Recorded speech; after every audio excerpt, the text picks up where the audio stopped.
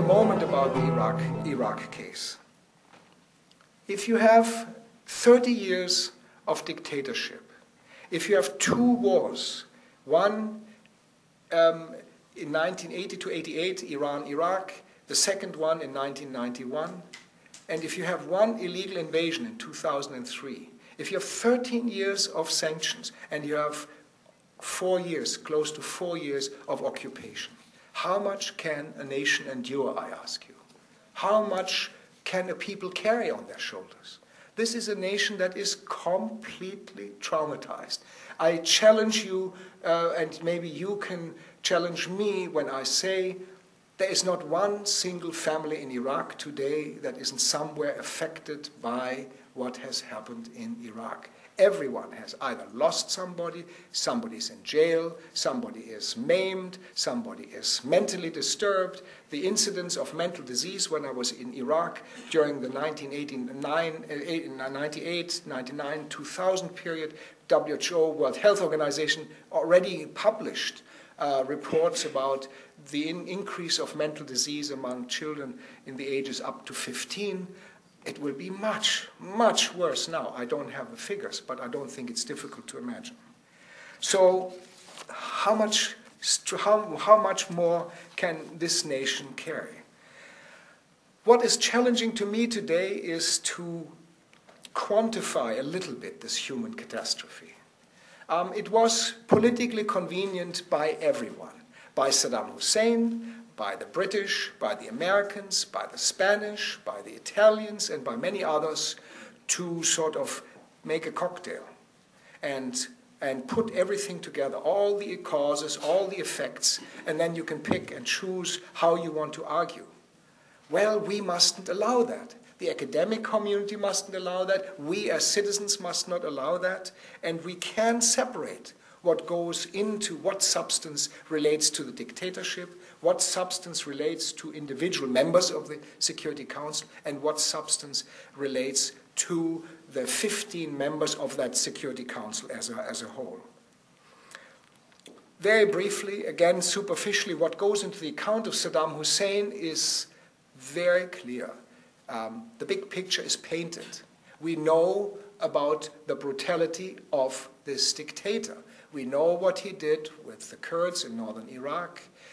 We know about the Anfal campaign in the mid-90s of the Iraqi military. We know about what happened to these wonderfully, peacefully living marsh Arabs in the southern part of Iraq, a beautiful area, well, rough living, but still a very serene area at one time, where Saddam Hussein, for various reasons, relating to oil, relating to the border, relating to their opposition to him, played havoc with a people.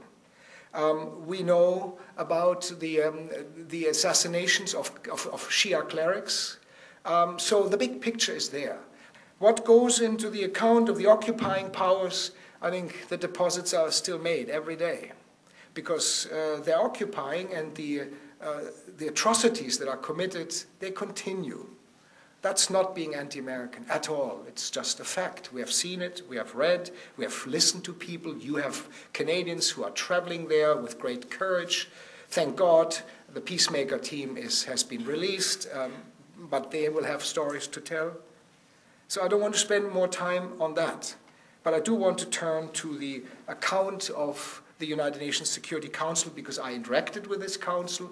I met with them fairly regularly, not often enough, but I met. And I want to just say what turned out so badly illegal had a legal beginning. You cannot march into another country and think you get away with that. So when the Security Council decided to pronounce sanctions, that was absolutely correct. But then, for various reasons there's no time to go into, if you want to ask or discuss, it became very quickly illegal between the period of 1990 to 2003. And the price was paid, of course, by people who had nothing whatsoever to do with that political conflict between a government and the international community. There's a saying, an Afghan saying, which I like, which is, grass doesn't stay under the rocks. If you lift a stone, and you will see earth, but you won't see grass.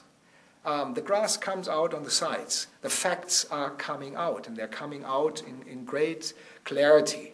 And the almost 2 years that I spent to reflect on my time in Baghdad, to reread the debates in the Security Council, to study the statements that were made by government representatives and the peace movement and CARE and Caritas and the many fantastic international organizations that try to stem the tide, have given me figures, have given me also the conviction that I can look at you and say things which, right after I resigned, I had a lot of feelings and I had a lot of views, but I didn't have the confidence that I really had the figures under control. Now I think I do. But let me just say here, before the sanctions began, 25 children under 1,000, 25 children under 5 per 1,000, the UN reported were dying for various causes. Then came the sanctions, and when I was in Baghdad, UNICEF published the figure between 100 and 120 children per 1,000 were dying in Iraq. So a tremendous increase. And the gap between what happened before the sanctions and during sanctions cannot be explained, even though Washington and London want to explain it in that way. They cannot explain it, that this was because of a dictatorship and Saddam Hussein. It's simply not true. He has done a lot of evil, but he cannot be held responsible for that. The Canadian figure, by the way, is 5. In Canada, 5 children per 1,000 under 5 have. This figure has been very stable over the last years. Where do I get it from? From the UN Human Development Report. Anyway, I could give you now a whole list of examples in different sectors: electricity, education, water, sanitation, where things went from bad to worse as sanctions proceeded. And if you look at these indicators now, they're getting from worse to worst because it hasn't improved. My friends in Baghdad tell me electricity 3 or 4 hours. When I lived in Baghdad, electricity, we had sometimes 8 hours. Sometimes less, sometimes maybe an hour more. But now it is worse than it was before. Water supply is poor. Sanitation is atrocious. So nothing has improved. And ladies and gentlemen, these are, what I'm telling you here, these are not speculations. These are, as far as the period of sanctions are concerned, these are all facts that can be looked at, that can be, you can do the work yourself and find out what the story is. In this period, when children died at such an increased rate as I mentioned, the United Nations Security Council decided to take 30 cents out of every oil dollar earned and send it to Geneva to compensate individuals, firms, and governments for alleged losses as a result of Iraq's invasion into Kuwait. That is okay. There is nothing really wrong with that. That people who lose, there were a lot of poor workers in Bangladesh and in Iraq, from Bangladesh, from the Philippines, from all kinds of countries, Palestine, and they lost their meager savings and they needed to be compensated. But what I so strongly object to is that out of the $18 billion that were paid up to the end of sanctions for compensation, 15, the major part, was paid out to firms and governments that really could have waited easily a little bit longer until the minimum needs of a nation were satisfied.